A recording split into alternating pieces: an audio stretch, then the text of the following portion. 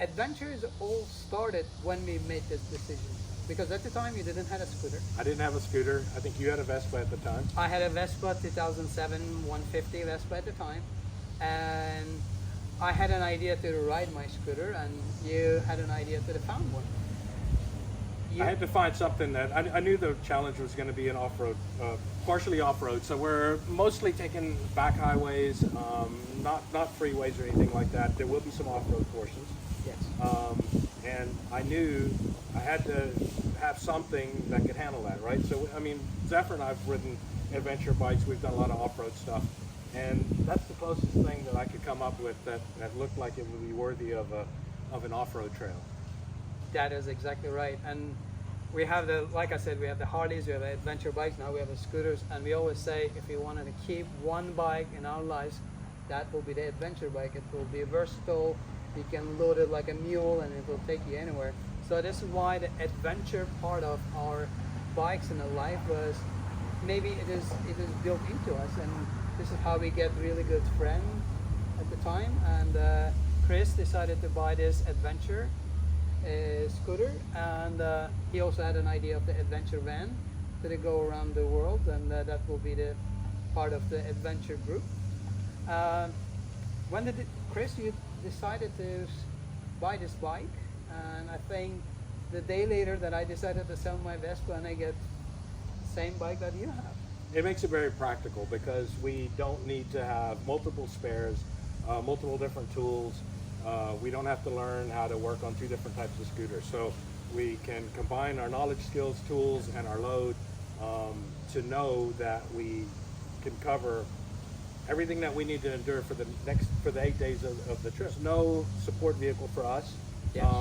There are support vehicles in the race, but you can opt to do with or without. So we've opted to do with the support.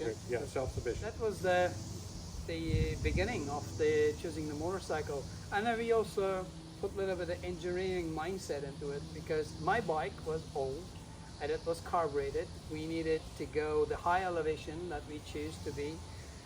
The field injected bikes will be good, and then we wanted to have a water cooled bikes, that because we'll be going the highest RPMs, and these bikes are not built for this.